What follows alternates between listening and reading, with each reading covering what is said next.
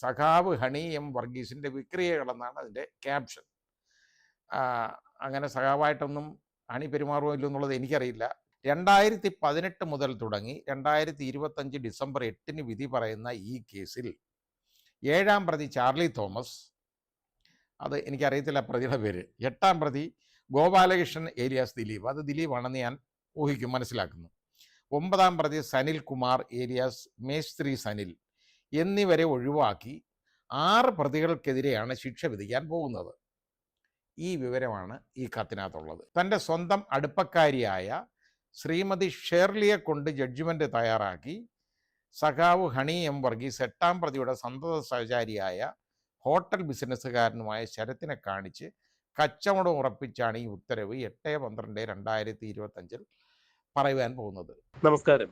കേരളത്തിൽ കോളിളക്കം സൃഷ്ടിച്ച പല കേസുകളും ഉണ്ടായിട്ടുണ്ടെങ്കിലും നടിയെ ആക്രമിച്ച കേസ് എടുത്തു പറയേണ്ട ഒന്ന് തന്നെയാണ്. ഏതാണ്ട് 7.5 വർഷക്കാലം ആണ് കോടതികളിൽ ഈ കേസിന്റെ വിചാരണ പൂർത്തിയായത്. കഴിഞ്ഞ ദിവസമാണ് ഈ കേസിൽ വിധി വന്നത്. എന്നാൽ ഈ കേസിൽ വിധി വന്നപ്പോഴും ഈ വിധി വരുന്നതിന് മുമ്പ് കോടതി വിധി പല അഭിഭാഷകരുടെയും തപാലിൽ എത്തിയിട്ടുണ്ടായിരുന്നു എന്നുള്ള വിവാദമായ ചില വെളിപ്പെടുത്തലുകൾ കൂടി പുറത്തു വരുന്നു.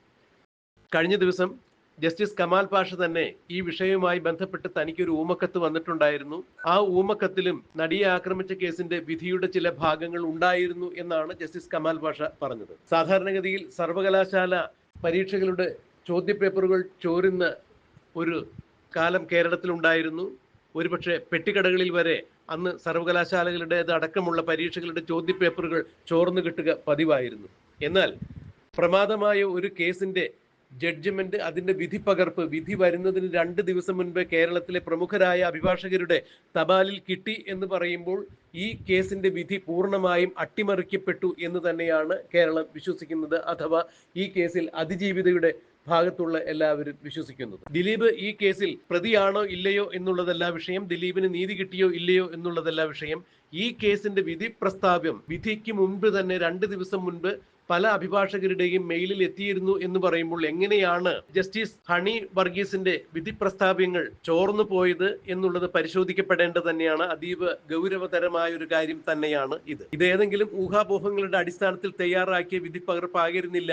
മറിച്ച് ജസ്റ്റിസ് ഹണി എം വർഗീസിന്റെ വിധി, പുറത്തു വന്ന വിധിയിലെ പല ഭാഗങ്ങളും തനിക്ക് കിട്ടിയ ഊമക്കത്തിൽ ഉണ്ടായിരുന്നു എന്ന് ജസ്റ്റിസ് കമാൽ പാഷ പറയുമ്പോൾ പൂർണ്ണമായും ഈ വിധി അട്ടിമറിക്കപ്പെട്ടത് തന്നെയാണോ എന്നുള്ളതാണ് ഇപ്പോൾ ഉയരുന്ന സംശയം. എന്നാൽ ജസ്റ്റിസ് ഹണി എം വർഗീസിനെ കുറിച്ച് ജസ്റ്റിസ് കമാൽ പാഷ നല്ല അഭിപ്രായം മാത്രമാണ് പറഞ്ഞത്.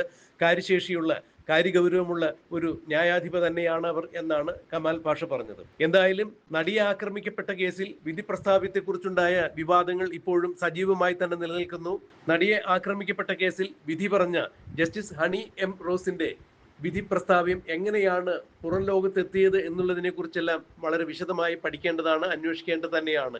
എന്തായാലും ഈ കേസുമായി ബന്ധപ്പെട്ട ചില വിഷയങ്ങൾ ജസ്റ്റിസ് കമാൽ പാഷ തന്നെ പങ്കുവയ്ക്കുന്നത് നമുക്കൊന്ന് കേൾക്കാം. ഞാൻ വെളിവാക്കണ്ട എന്ന് കരുതിയിരുന്ന ഒരു സംഗതിയാണ്. പക്ഷേ സാധാരണഗതിയിൽ എനിക്കൊരു ഊമക്കത്ത് കിട്ടിക്കഴിഞ്ഞാൽ ഞാനത് ഇഗ്നോർ ചെയ്യും. കാരണം ഊമക്കത്ത് അയക്കുന്നവന്മാർ ധൈര്യമില്ലാത്തവന്മാരാണ്. ഒന്ന് പേര് വെച്ച്, സ്വന്തമായിട്ട് പേര് വെച്ച് എന്തെങ്കിലും ചെയ്യാൻ അറിയാൻ വയ്യാത്തവന്മാരാണെന്നുണ്ടെങ്കിൽ ഞാനത് ഗവനിക്കാറില്ല.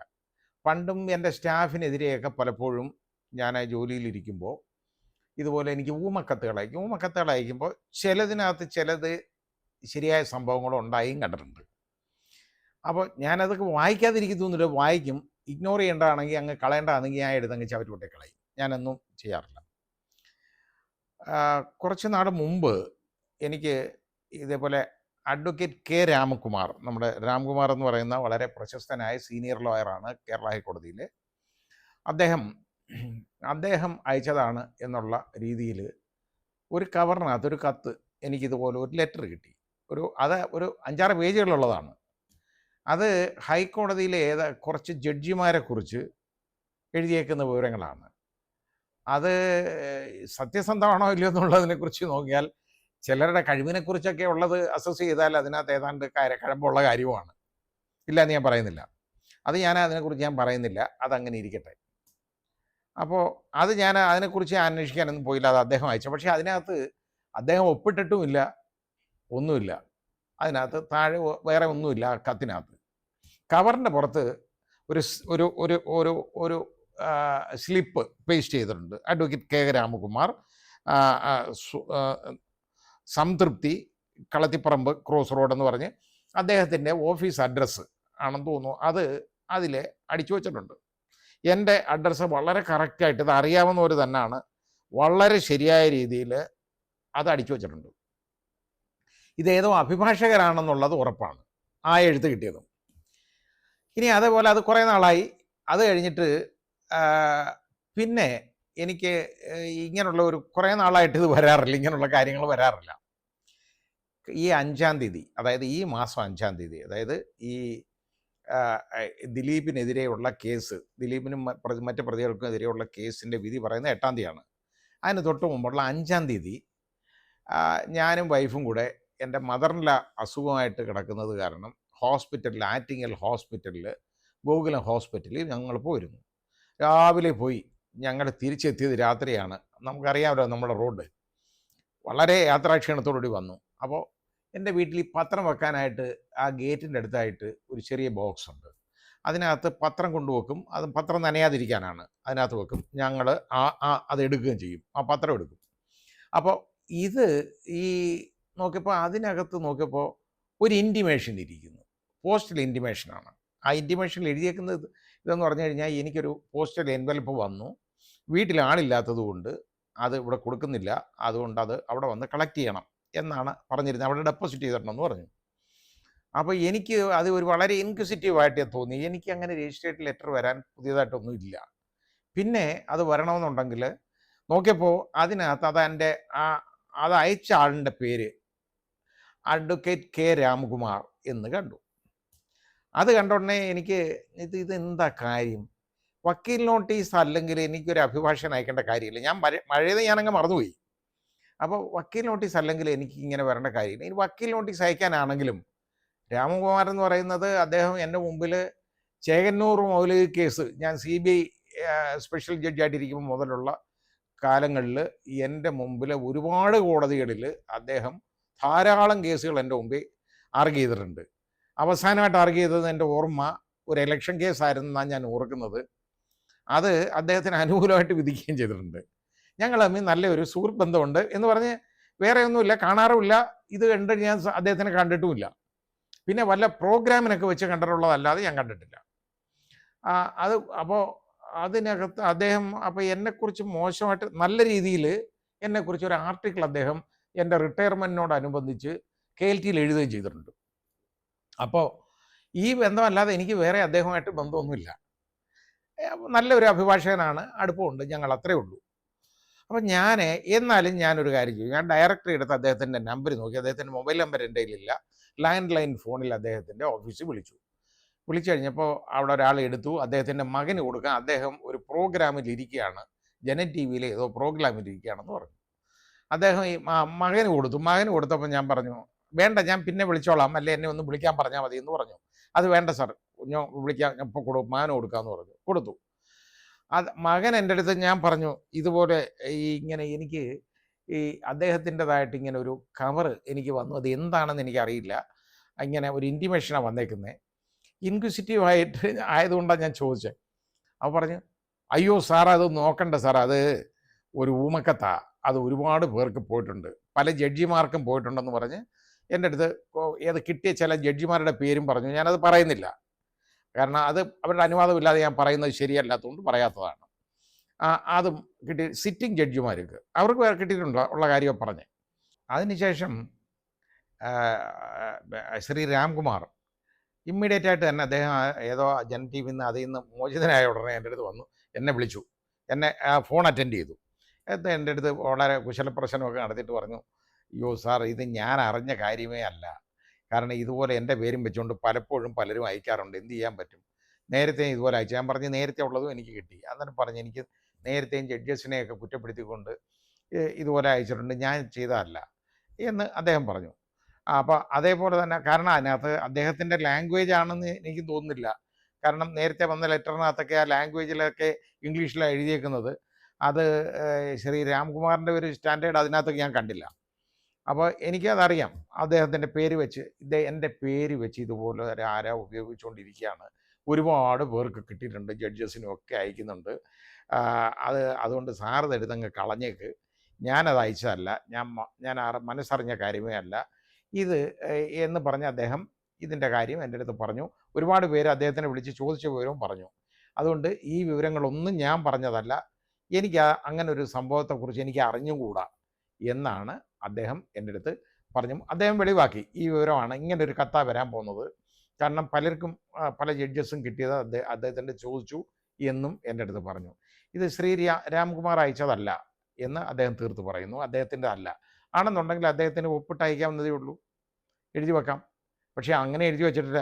അല്ലെങ്കിൽ വെളിയിൽ ഈ അഡ്രസ്സ് വെക്കാതെ വേറെ ആരെങ്കിലും അഡ്രസ്സ് കാണിച്ചാൽ പോരെ. അദ്ദേഹമാണെങ്കിൽ അദ്ദേഹത്തിന് ഇതുപോലെ ഊമക്കത്ത് അയക്കുന്ന ഒരാൾ ഇതിനകത്ത് ഈ അഡ്രസ്സ് എഴുതി വെക്കും, സ്ലിപ്പ്. വേറെ ആരെങ്കിലും ഒരു അഡ്രസ്സ് എഴുതി വെക്കും. രജിസ്റ്റർ ചെയ്യാൻ, ഒരു ലെറ്റർ രജിസ്റ്റർ ചെയ്യാൻ ഏതെങ്കിലും ഒരു അഡ്രസ്സ് മതിയല്ലോ. ആ രീതി ചെയ്തു വെക്കാം. അതുകൊണ്ട് അദ്ദേഹമാണ് ഇത് ഞാൻ ചെയ്ത്, അദ്ദേഹം ആണെന്ന് ഞാൻ വിശ്വസിക്കുന്നില്ല, അദ്ദേഹം അല്ല. അപ്പോൾ ഇത് ഞാൻ നോക്കി. പിറ്റേന്നന്തരം ഞാൻ ആ പോസ്റ്റൽ വുമണിനെ ഞങ്ങൾ വിളിച്ചു കഴിഞ്ഞപ്പോൾ ആ ലേഡി ഇവിടെ പരിചയമുള്ളതായതുകൊണ്ട്, സാറേ ഞാൻ അങ്ങോട്ട് വരണ്ട, ഞാൻ നാളെ ഇങ്ങ് കൊണ്ടെത്തിക്കാമെന്ന് പറഞ്ഞു. രാവിലെ അത് അവർ കൊണ്ടു തന്നത് പൊട്ടിച്ച് വായിച്ചു. ആ ലെറ്റർ, ഇതാണ് അതിൻ്റെ കവർ, നിങ്ങൾക്ക് കാണാം. പിന്നെ ഇതിൻ്റെ ആ ലെറ്റർ എന്ന് പറഞ്ഞാൽ ഒരു പേജിലുള്ള ഒരു ലെറ്ററാണ്. ഇതിൻ്റെ അടിയിൽ വിനയപൂർവ്വം ഇന്ത്യൻ പൗരൻ ഇതാണ് കാണിച്ചേക്കുന്നത്. 2/12/25 ഡേറ്റ് വെച്ച് എഴുതിയേക്കാണ്. എറണാകുളം പ്രിൻസിപ്പൽ ഡിസ്ട്രിക്ട് ജഡ്ജ് സഖാവ് ഹണി എം വർഗീസിൻ്റെ വിക്രിയകളെന്നാണ് അതിൻ്റെ ക്യാപ്ഷൻ. അങ്ങനെ സഖാവായിട്ടൊന്നും ഹണി പെരുമാറുമോ ഇല്ലെന്നുള്ളത് എനിക്കറിയില്ല. കാരണം എൻ്റെ മുമ്പിൽ ഹണി, ഞാൻ തൃശ്ശൂർ ജില്ലാ ജഡ്ജി ആയിരുന്നപ്പോൾ എൻ്റെ മുമ്പിൽ അഡീഷണൽ പബ്ലിക് പ്രോസിക്യൂട്ടറായിട്ട് വന്ന് കേസുകൾ വാദിച്ചിട്ടുണ്ട്, പ്രോസിക്യൂഷന് അപ്പിയർ ചെയ്തിട്ടുണ്ട്. അതൊഴിച്ചാൽ എനിക്കത് നല്ലൊരു അഭിപ്രായം ഹണിയെക്കുറിച്ച് തോന്നിയിട്ടുള്ളൂ. അത് അങ്ങനെ എനിക്കറിയാവുന്നത്. എറണാകുളം പ്രിൻസിപ്പൽ ഡിസ്ട്രിക്ട് ജഡ്ജ് എന്നിട്ട് മുമ്പിലുള്ള SC ഈ കേസിൻ്റെ number Pulsar Suni versus state of Kerala കേസിൽ 12 പ്രതികളാണ് ഉണ്ടായിരുന്നത്. അതിൽ 10ാം പ്രതി അപ്രൂവറാക്കി. അതിലെഴുതിയേക്കുന്ന വിവരങ്ങളാണ്. 11ഉം 12ഉം പ്രതികളെ ഡിസ്ചാർജ് ചെയ്തു. ഇത് കഴിഞ്ഞാൽ 9 പ്രതികളാണ് ഉള്ളത് അതിനകത്ത്. എന്നാൽ 2018 മുതൽ തുടങ്ങി 2025 ഡിസംബർ 8 വിധി പറയുന്ന ഈ കേസിൽ 7ാം പ്രതി ചാർലി തോമസ്, അത് എനിക്കറിയത്തില്ല പ്രതിയുടെ പേര്, 8ാം പ്രതി ഗോപാലകൃഷ്ണൻ ഏലിയാസ് ദിലീപ്, അത് ദിലീപാണെന്ന് ഞാൻ മനസ്സിലാക്കുന്നു, 9ാം പ്രതി സനിൽ കുമാർ ഏലിയാസ് മേസ്ത്രി സനിൽ എന്നിവരെ ഒഴിവാക്കി 6 പ്രതികൾക്കെതിരെയാണ് ശിക്ഷ വിധിക്കാൻ പോകുന്നത്. ഈ വിവരമാണ് ഈ കത്തിനകത്തുള്ളത്. എന്നിട്ട് അത് മാത്രമല്ല, പിന്നെ എഴുതിയത് തൻ്റെ സ്വന്തം അടുപ്പക്കാരിയായ ശ്രീമതി ഷേർലിയെ കൊണ്ട് ജഡ്ജ്മെൻറ്റ് തയ്യാറാക്കി സഖാവ് ഹണി എം വർഗീസ് 8ാം പ്രതിയുടെ സന്തത സഹചാരിയായ ഹോട്ടൽ ബിസിനസ്സുകാരനുമായ ശരത്തിനെ കാണിച്ച് കച്ചവടം ഉറപ്പിച്ചാണ് ഈ ഉത്തരവ് 8/12/2025 പറയുവാൻ പോകുന്നത്. എനിക്കത് ഒരു വലിയ വിശ്വാസമുള്ളൊരു കാര്യമല്ല. ഒന്നാമത് ഈ ഷെർലി എന്ന് വിചാരിച്ചപ്പോൾ ഞാൻ നോക്കിയപ്പോൾ ഷെർലി എന്ന് പറയുന്ന ഒരു ജഡ്ജിയെ എനിക്ക് വേറെ അറിയില്ല. ഷെർസി ആണെന്നുണ്ടെങ്കിൽ എൻ്റെ ഒരു സഹപ്രവർത്തക ഉണ്ടായിരുന്നു, ഷെർസി ഹൈക്കോടതി ജഡ്ജിയായിരുന്നു, റിട്ടയർ ചെയ്തു പോയി. അതുകൊണ്ട് ഇങ്ങനെ ഒരാളെ കുറിച്ച് എനിക്കറിയില്ല. അത് ജഡ്ജ്മെൻ്റ് എഴുതാൻ മാത്രമല്ല, ഒരു ജഡ്ജ്മെൻ്റ് എഴുതാനുള്ള കഴിവ് ഹണി വർഗീസിനില്ല എന്ന് ഞാൻ കരുതുന്നില്ല. ഹണിക്ക് അതിനുള്ള കഴിവുണ്ട് എന്നുള്ളത് എനിക്കറിയാം. കാരണം എൻ്റെ ഈ അനുഭവത്തിൽ എനിക്കത് മനസ്സിലായിട്ടുള്ളതാണ് ഞാൻ പറഞ്ഞത്. പിന്നെ തൻ്റെ ഇനി ഷെർലിയെ കൊണ്ട് എഴുതിപ്പിച്ചു ഈ ഉത്തരവ്. അങ്ങനെ കാണിച്ച് കച്ചവടം ഉറപ്പിച്ചാണ് ഈ ഉത്തരവ്. അങ്ങനെ കച്ചവടം ഉറപ്പിക്കുന്നതൊക്കെ ആ ശീലമൊന്നും ആ ലേഡിക്കുള്ളതായിട്ട് ഞാൻ വിശ്വസിക്കുന്നില്ല. എറണാകുളം പ്രിൻസിപ്പൽ ഡിസ്ട്രിക്ട് ജഡ്ജി എന്ന നിലയിൽ ഒരുപാട് വിക്രിയകൾ കാണിച്ച പോട്ടെ. ഇനി ബാക്കി ഇതിനകത്ത് കുറച്ച് ഹൈക്കോടതി ജഡ്ജിമാരുടെ പേര് എഴുതിയിട്ടുണ്ട്, അത് ഞാൻ വെളിവാക്കുന്നില്ല. അവരുമായിട്ടുള്ള അടുപ്പം കൊണ്ടും അവരുടെ അനുഗ്രഹ ആശിസ് കൊണ്ടുമാണ് ഇത്തരത്തിൽ നീതിക്ക് നിരക്കാത്ത പ്രവർത്തനങ്ങൾക്ക് ഹണി വർഗീസിനെ പ്രേരിപ്പിക്കുന്നതെന്നും ഒക്കെ ഇങ്ങനെ എഴുതി. അപ്പോൾ ഇത് ഈ പറഞ്ഞത്, ഇനി ഇത് ഇപ്പോൾ high court advocates association president Yashwant Shenoy ഒരു കംപ്ലൈൻറ്റ് ഇപ്പോൾ chief justice of Kerala high court chief ജസ്റ്റിസിന് കൊടുക്കുന്നതായിട്ട് മാധ്യമങ്ങളിൽ നിന്ന് ഞാൻ മനസ്സിലാക്കുന്നു. അപ്പോൾ അത് ഇതേപോലുള്ള കംപ്ലൈൻ്റാണ്. ഇത് ഹൈക്കോർട്ട് അഡ്വക്കേറ്റ്സ് അസോസിയേഷന് കിട്ടിയതായിട്ടാണ് പറയുന്നത്. ഏതായാലും ഇത് ഞാൻ ഇനി ഒളിച്ചു വെക്കുന്നത് ശരിയല്ല. കാരണം ഇങ്ങനൊരു വിവരം എൻ്റെ കയ്യിൽ കിട്ടിയിട്ടുണ്ട്. അതുകൊണ്ട് ഞാനിത് വെളിവാക്കിയതാണ്. ഇത് നമ്മൾക്ക് ഇതിൽ നിന്ന് മനസ്സിലാക്കാനുള്ള കാര്യം, ഇതിൽ ഇങ്ങനെ ഈ പ്രതിയൊക്കെ വെറുതെ വിടുന്നു എന്നുള്ള കാര്യം ഇതിൽ പറഞ്ഞിട്ടുള്ളത് ശരിയാണ്. ഇത് പലപ്പോഴും പലർക്കും, അതായത് ഏതെങ്കിലും അഭിഭാഷകർക്ക് അല്ലെങ്കിൽ ഇതിൻ്റെ ഫാക്ട്സ് ആയിട്ടുള്ള ബന്ധപ്പെട്ട ഫാക്ട്സ് അറിയാവുന്ന അഭിഭാഷകർക്ക് ആർക്കെങ്കിലും അവർക്ക് അവരുടെ ഊഹാപോഹങ്ങളാകാൻ സകല സാധ്യതയുണ്ട് ഇതിനകത്ത്. കാര്യം ഒരാളെ ഒരു പ്രതിയെ വിടുക എങ്ങനെ അതങ്ങ് പറയാം പലപ്പോഴും. പക്ഷേ ഇതിങ്ങനെ വന്ന് പറഞ്ഞെന്നുള്ളത് ഇങ്ങനെ ഇതിന് മുമ്പേ കൂട്ടി ഇത് എന്നെ അറിയിച്ചെന്നുള്ളത് സത്യമാണ്. ഞാൻ ഈ വിവരം മനസ്സിലാക്കി. അപ്പോൾ അതുകൊണ്ട് എനിക്ക് ഇതിനകത്ത് എന്താ എവിഡൻസ് ഉള്ളതെന്ന് ദിലീപിനെതിരെ എന്ത് എവിഡൻസ് ഉണ്ടെന്ന് എനിക്കറിയില്ല. ഏതായാലും ഇപ്പോൾ ഈ ഗൂഢാലോചനയാണ് പറയുന്നത്. ഗൂഢാലോചനയ്ക്ക് എന്ന് പറഞ്ഞാൽ ഗൂഢാലോചന തെളിയിക്കുക എന്ന് പറയുന്നത് വളരെ ദുഷ്കരമായ കാര്യമാണ്. എൻ്റെ മുമ്പിൽ ഒരുപാട് കേസുകൾ വന്നിട്ടുണ്ട്. അതിനകത്ത് ഗൂഢാലോചന തെളിഞ്ഞ കേസുകൾ വളരെ കുറവാണ് വന്നിട്ടുണ്ട്, വളരെ കുറവാണ്. കോൺക്രീറ്റ് എവിഡൻസ് ഉള്ള കേസ് പോലും ഉണ്ടായിട്ടുണ്ട് അങ്ങനെ. അപ്പോൾ അട്ടക്കുളങ്ങര കബീർ വധം, ആ കേസിനകത്ത് ഈ ഗൂഢാലോചന തെളിഞ്ഞത് എന്ന് പറഞ്ഞാൽ അതിനകത്ത് ഒരു കരാട്ടെ ഫറൂഖ് എന്ന് പറയുന്ന ഒരാളെ മറ്റൊരാൾ വാടകയ്ക്കെടുത്തു എന്ന് പറഞ്ഞാൽ ഒരു വാടക കൊലയാളികളായിട്ടാണ് ആ ഒരു സംഘത്തിനെ, അയാളുടെ സംഘത്തിൽപ്പെട്ട ആളുകളും അയാളും തമ്മിൽ ഗൂഢാലോചന നടത്തി. അതുപോലെ തന്നെ കരാട്ടെ ഫറൂഖും ഈ പറഞ്ഞ ഏർപ്പെടുത്തിയ ആളും തമ്മിൽ ഗൂഢാലോചന നടത്തി എന്ന് പറഞ്ഞാണ് ആ കേസ് പോയത്. അപ്പോൾ അതിനകത്ത് ഞാൻ അതിൽ ഒന്നും കരാട്ടെ ഫറൂഖിൻ്റെ പ്രസൻസ് പോലും ഈ സീനിനടുത്തുണ്ടായിരുന്നു, വന്ന് കണ്ടുകൊണ്ട് നിന്നു ദൂരെ. അതൊക്കെ നല്ല തെളിവുള്ളതാണ്. അതുകൊണ്ട് ആ കേസിനകത്ത് ഞാൻ ഈ കരാട്ടെ ഫറൂഖിനെ വധശിക്ഷയ്ക്ക് വിധിച്ചിട്ടുണ്ട്. അതേപോലെ തന്നെ അതിലെ രണ്ടാം പ്രതി, ഈ ബോംബ് എറിഞ്ഞ ആള്, അയാൾക്ക് അവന് 19 വയസ്സേ, ഏതാണ്ട് 20 വയസ്സേ ഉള്ളൂ. ഈ സംഭവ സമയത്ത് 19 വയസ്സേ ഉള്ളൂ. അവനെയും ഞാൻ വധശിക്ഷയ്ക്ക് വിധിച്ചു. കാരണം ഈ കരാട്ടെ ഫറൂഖിന് വധശിക്ഷ കൊടുക്കേണ്ട ഒരു കേസാണത്, ഞാൻ കൊടുത്തു. പക്ഷേ മറ്റവന് കൊടുക്കുക എന്ന് പറഞ്ഞാൽ കൊടുക്കാതിരിക്കാനൊക്കത്തില്ല. ബോംബ് എറിഞ്ഞത് ഈ തലയിൽ കറക്റ്റായിട്ട് എറിയാൻ അവനറിയാം.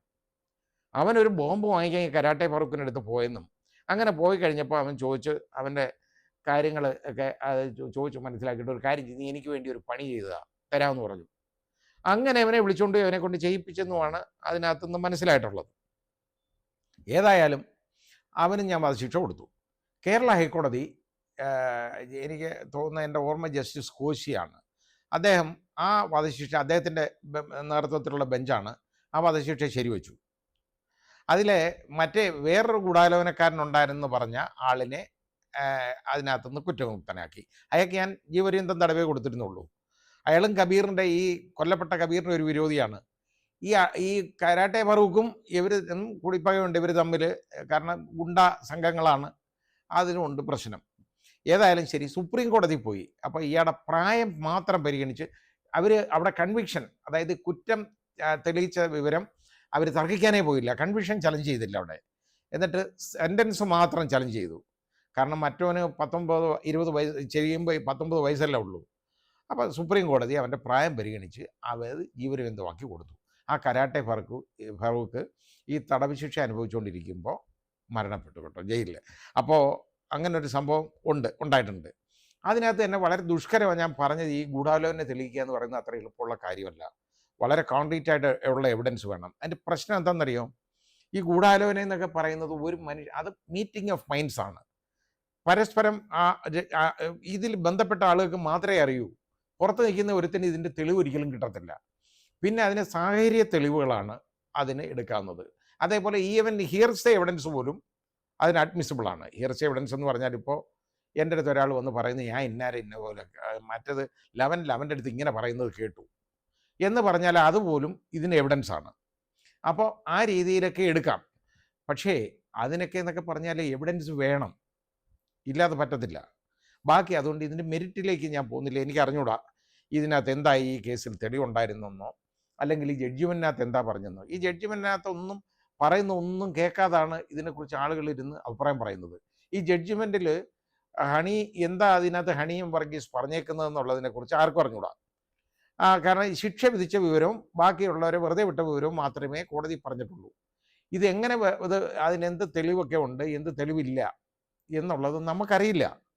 അറിയാൻ വയ്യാതെ അതിനെക്കുറിച്ച് ഒരു അഭിപ്രായം പറയാൻ ഒക്കത്തില്ല. ആ ജഡ്ജ്മെൻറ്റ് കണ്ടതിന് ശേഷമാണെങ്കിൽ അതിനെക്കുറിച്ച് വിലയിരുത്താവുന്നതാണ്, അല്ലാതെ വേറെ മാർഗമൊന്നുമില്ല. ഏതായാലും ഇപ്പോൾ ഇങ്ങനൊരു സംഭവം ഉണ്ടായി എന്നുള്ളത് സത്യമാണ്. എനിക്കും ഈ വിവരം കിട്ടി. പക്ഷേ ഇത് ഞാൻ പറഞ്ഞില്ലേ, ഒരുപാട് പേർക്ക് ഊഹാപോഹങ്ങളാണ്. കാരണം ഈ ഗൂഢാലോചന തെളിയിക്കാൻ ഞാൻ പറയാൻ കാര്യം അതാണ്. ഗൂഢാലോചന തെളിയിക്കുന്ന എളുപ്പമുള്ള ഒരു കാര്യമല്ല. അതുകൊണ്ട് ഇതിന് തെളിവ് കിട്ടത്തില്ല എന്ന് ഊഹിച്ച് പലർക്കും എഴുതി വെക്കാം. ഇന്നതുപോലെ ഇന്നാരെ വെറുതെ വിടും, എഴുതി വെക്കാം. പിന്നെ ഇതിനകത്ത് നമ്മൾ ഈ ഇതേപോലെ ഉള്ള ഈ കേസുകൾ, ഇങ്ങനെയുള്ള കാര്യങ്ങൾ നോക്കിയാൽ എന്താണെന്നറിയോ, ഇതിൻ്റെ വിധി എങ്ങനെ വെളിപ്പോയെന്ന് ചോദിച്ചു കഴിഞ്ഞാൽ ഇത് പല വിധത്തിലും പോവാം. കാരണം നമുക്ക് ഈ കോൺഫിഡൻഷ്യൽ അസിസ്റ്റൻറ്റിനെ പറഞ്ഞു കൊടുത്താണ് ഈ ജഡ്ജ്മെൻറ്റ് അവർ എഴുതി ഷോർട്ട് ഹാൻഡിൽ എഴുതിയെടുത്തിട്ട് അടിക്കുന്നത്. ഞാൻ ചെയ്തുകൊണ്ടിരുന്ന എൻ്റെ ഒരൊറ്റ ജഡ്ജ്മെൻറ്റും ആരും അറിഞ്ഞിട്ടില്ല. അതറിയാതിരിക്കാൻ കാരണം എന്ന് പറഞ്ഞാൽ ഞാൻ അത്രയും വിജിലൻ്റാണ് ഈ കാര്യത്തിൽ. ഒന്നാമത് എനിക്ക് അത്രയും വിശ്വാസമുള്ള ഒരു സ്റ്റെനോഗ്രാഫറിനെ ഞാൻ കൊലക്കേസിലെ ആയാലും ഏത് കേസിലായാലും ജഡ്ജ്മെൻറ്റുകൾ കൊടുക്കുള്ളൂ. ഞാൻ അവരെ വളരെയധികം പരീക്ഷിക്കും, എന്നിട്ട് നോക്കും, മനസ്സിലാക്കും. ആ കോൺഫിഡൻസ് ഉണ്ടെങ്കിൽ മാത്രമേ കൊടുക്കുള്ളൂ. പിന്നെ ഇതേപോലെ പ്രമാദമായ കേസുകളൊക്കെ ആണെന്നുണ്ടെങ്കിൽ ഞാൻ എന്ത് ചെയ്യുന്നറിയോ, നമ്മൾ ഈ പോയിൻറ്റ്സ് ഫോർ ഡിറ്റർമിനേഷൻ ഉണ്ട്. ഇപ്പോൾ ഒരു പോയിൻ്റ്, അതായത് ഇതൊരു ഹോമിസൈഡ് ആണോ സൂയിസൈഡ് ആണോ എന്നാണ് ആദ്യം ഒരു കൊലക്കേസ് തീരുമാനിക്കുന്നത്. കൊലക്കേസ് ആകുമ്പോൾ ബാക്കി ഞാൻ റേപ്പ് കേസിനെ കുറിച്ച് ഞാൻ പറയാത്തതാണ്, ഞാൻ പറയുന്നില്ല, എന്ന് തീരുമാനിക്കും. ആ പോയിന്റ് നമ്പർ 1 ആയിരിക്കും അത്. ഇത് ഞാൻ പറഞ്ഞു കഴിഞ്ഞാൽ ബാക്കി അതിൻ്റെ ആ പോയിന്റ് തീരുമാനിച്ചു കഴിഞ്ഞാൽ പിന്നെ ബാക്കിയുള്ളതാണ് എവിഡൻസ് എന്തൊക്കെയാണെന്ന് ചർച്ച ചെയ്യുന്നത് നമ്മൾ. അത് ഞാൻ പലപ്പോഴും പോയിൻറ്റ്സ് 2 2 3 പോയിന്റ് അതെ ആയി, അത് ഞാൻ ഒന്ന് പറഞ്ഞു കൊടുക്കണമെങ്കിൽ ചിലപ്പോൾ 4ാമത്തെ പോയിൻ്റാണ് ഞാൻ പറഞ്ഞു കൊടുക്കുന്നത്. അതാണ് ഞാൻ ചെയ്യുന്നത്. ഇവർക്ക് ഒരിക്കലും ഇതിന് ഒരു കോർഡിനേഷൻ കിട്ടത്തില്ല, എളുപ്പമൊന്നും. കിട്ടുന്നത് എപ്പോഴായിരിക്കും എന്നറിയോ, അവസാനം ലാസ്റ്റ് ഞാൻ ഈ പറയുമ്പോഴാണ് therefore I find ഇന്നാര് guilty of the offence under section 302 IPC read with section 149 അല്ലെങ്കിൽ 34. ഇത് ഞാൻ പറഞ്ഞു കഴിയുമ്പോൾ മാത്രമേ അവർക്കത് മനസ്സിലാവുള്ളൂ. ആ ദിവസം ഞാൻ ജഡ്ജ്മെൻറ്റും പറയും, അപ്പോൾ പിന്നെ പ്രശ്നമില്ല. അങ്ങനെ ഇത് അല്ലെങ്കിൽ എന്താണെന്നറിയാം, ഇവർ ടൈപ്പ് ചെയ്യുമ്പോൾ പോലും അവരടുത്തങ്ങും ആരും പോകാൻ പാടില്ലെന്നുണ്ട്. എൻ്റെ സ്റ്റെനോഗ്രാഫേഴ്സ് ഉണ്ടായിരുന്നവർ ഇത് ഇവർ ഈ ടൈപ്പ് ചെയ്തുകൊണ്ടിരിക്കുമ്പോൾ അവരുടെ ഭാഗത്ത് ആരും ചെല്ലാൻ അവർ സമ്മതിക്കത്തില്ല. ഒരൊറ്റ കോട്ട് സ്റ്റാഫും പലരും പതുക്കെ പോവും, അവരൊന്നും അവിടെ പ്രവേശിപ്പിക്കാറില്ല. എൻ്റെ ഭാര്യയ്ക്ക് പോലും ഞാൻ ഈ വിധി പറഞ്ഞു കഴിഞ്ഞ് നാട്ടുകാരറിഞ്ഞിട്ടല്ലാതെ ഈ വിവരം കിട്ടാറില്ലായിരുന്നു. സത്യമാണ്. അതുകൊണ്ട് ഇതവരുടെ ജഡ്ജ്മെൻറ്റ് അവരായിട്ട് പുറത്ത് പറഞ്ഞെന്നോ കച്ചവടം നടത്തിയെന്നോ ഒന്നും ഞാൻ വിശ്വസിക്കുന്നില്ല. അങ്ങനെ ഒരാളെ പറയാനും പാടില്ല. ഏതായാലും ഹൈക്കോടതിയുടെ വിജിലൻസ് വിഭാഗം അന്വേഷിക്കണമെന്നാണല്ലോ പറഞ്ഞേക്കുന്നത്, അന്വേഷിക്കട്ടെ. അപ്പോൾ ഞാൻ ഈ എഴുതി കിട്ടിയേക്കുന്നവരടുത്തെല്ലാം ചോദിച്ചാൽ എനിക്കറിയാവുന്ന വിവരവും ഞാൻ പറഞ്ഞു, എനിക്ക് ഇത്രേ പറയാനുള്ളൂ. അതുകൊണ്ടാണ് ഞാനിത് മുഴുവൻ അങ്ങ് വെളിവാക്കിയത്. ഏതായാലും ഈ ആളുകൾക്ക് ഒരുപാട് സംശയം ഉണ്ടാക്കുന്ന വിധത്തിലാണ് ഇപ്പോൾ ഈ മാധ്യമങ്ങൾ ഈ വാർത്ത എടുത്തിട്ട് വിളമ്പുന്നത്. ഇതെടുത്തിട്ട് അലക്കാൻ പോവുകയാണ്, കുറച്ചുകൂടെ ബുദ്ധിമുട്ടുണ്ടാക്കും.